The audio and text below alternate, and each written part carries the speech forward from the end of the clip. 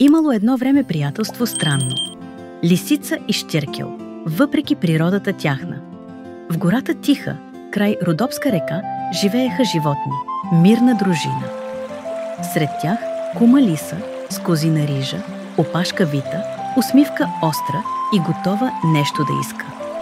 Но уви приятелство странно направи си тя. С щеркел кумшия сближи се през пролетта. Весела, хитра, с нрав лукав, но желание този път да е мила, да е добра.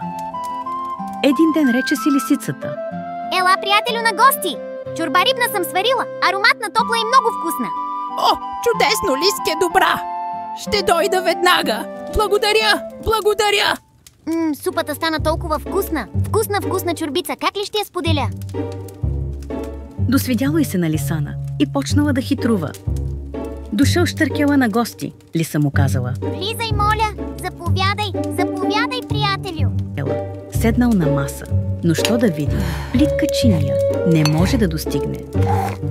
Супата вкусна, уха е страхотна, но с дългия клюн не може да я опита, уви. Лиса сърба и се смее доволна, а Щърко гледа с усмивка объркана. О, не ти ли харесва, приятелю мой? Благодаря, Лиске! Чудесна вечеря! Ще ти върна доброто, без закъснение и препирня! Довиждане! Приятна вечер! Минали дни и Щърко решил да върне гостоприемството, както обещал бил. Хванал рибка, наклал пеща и поканил своята добра приятелка. Стана много вкусно! Ще я науча аз, кума Лиса! Лиске, заповядай у дома! Сготвих нещо с много любов и добрина! Лиса пристигнала, чиста и пременена. На масата кани високи подредени. Супата вряла, ухаела силно. Щърко потопил клюна си, леко и мило. Лиса надниква, но не може да влезе. Муцунката й в каната не се побира, не ще да излезе. Хапвай, Лиске, не се срамувай! Не мога да опитам супата! А помниш ли ти как ме храни вчера? Всеки си учи урока. Каквото посееш, това ще пожънеш. Хайде да спрем, Лиске, с номерата и да споделяме всичко в гората. Тогава Лиса сведе глава, засрами се искрено, от сърце разбра, че добрината е по-сладка от лакомията и приятелството по-ценно от хитрината. Каквото извикало, такова се обадило.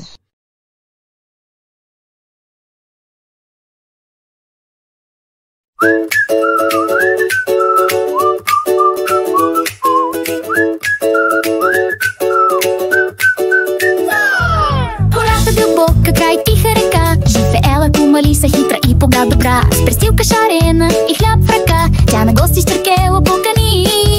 Тра-ла-ла, хоп, хоп, хоп. Лиса и Щъркел, приятели стари, седнали на трапезата с гозби и манджи. Но то пока все има, внимавай сега, каквото посееш, това ще пожънеш. Тра-ла-ла.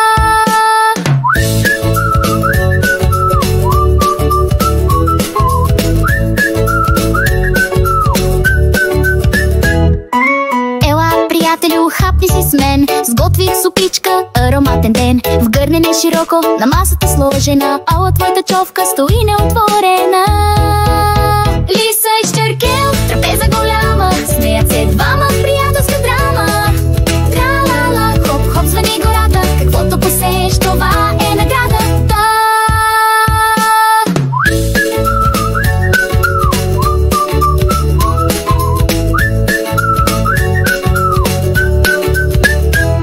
Щъркел се мъчи, гърне е широко, клъвка и гледа, но няма залъче толкова. Ох, лисице хитра, играли играеш, супата вкусна, но на мене не даваш. На другия ден Щъркела рано в реката ловеше рибки за чорба, вярно. Тропа хоп-хоп с рибарския прът, готви чорбица, о, какъв празничен сън! Много Лиса и Щъркел, приятели стари, седнали на трапезата с гозби и манджи. Но булка все има, внимавай сега, каквото посееш, това ще пожънеш. Тра-ла-ла.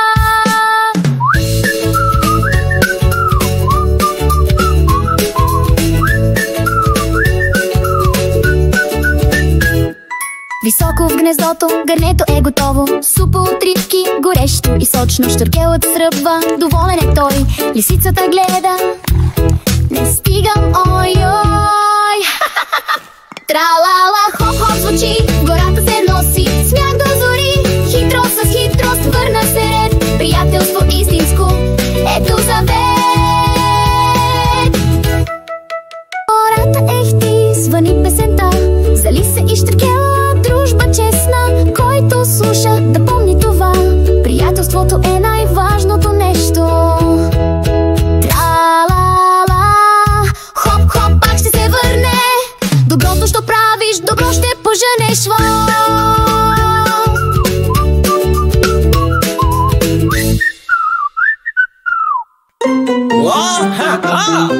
Хоп, хоп, ха-ха! Кара! Хоп, хоп, хоп-ха! В гората дълбока, край тиха река, живеела кума Лиса хитра и понекога добра. С престилка ширена и хляб в ръка, тя на гости Щуркела покани. Тра-ла-ла-ла! Хоп-хоп, ха-ха! Лиса и Щуркел, приятели стари, седнали на трапезата с гозби и манджи. Но поука се има, внимавай сега, каквото посееш, това ще поженеш. Тра-ла-ла, го! Ела, приятелю, хапни си с мен, сготвих супичка, ароматен ден. В гърне е широко, на масата сложена, ола твоята човка стои неотворена. Лиса и Щуркел, трапеза голяма, смеят се двама, приятелска драма. Тра-ла-ла, хоп-хоп, звъни гората, каквото посееш, това е наградата. Щуркел се мъчи, гърне е широко, клъвка и гледа, но няма за лъче толкова. Ох, лисице хитра, игра ли играеш? Супата вкусна, но на мене не даваш. На другия ден Щуркелът рано в реката ловеше рибки за чорба, вярно. Тропа хоп-хоп с рибърския прът готви чорбица. О, какъв празничен сън!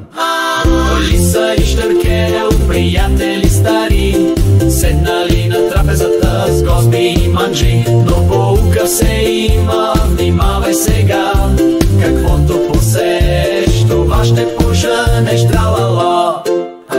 Високо в гнездото, гърнето е готово. Супа от рибки, горещо и сочно. Щуркелът сръбва, доволен е той. Лисицата гледа, не стига, ой-ой. Ха-ха-ха, тра-ла-ла, хоп-хоп учи. В гората се носи смях до зори. Хитрост с хитрост, върна се ред, приятелство истинско, ето завет!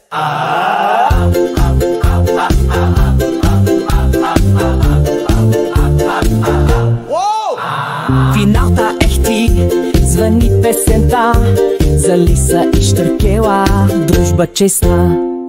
Който слуша, да помни това, приятелството е най-важното нещо.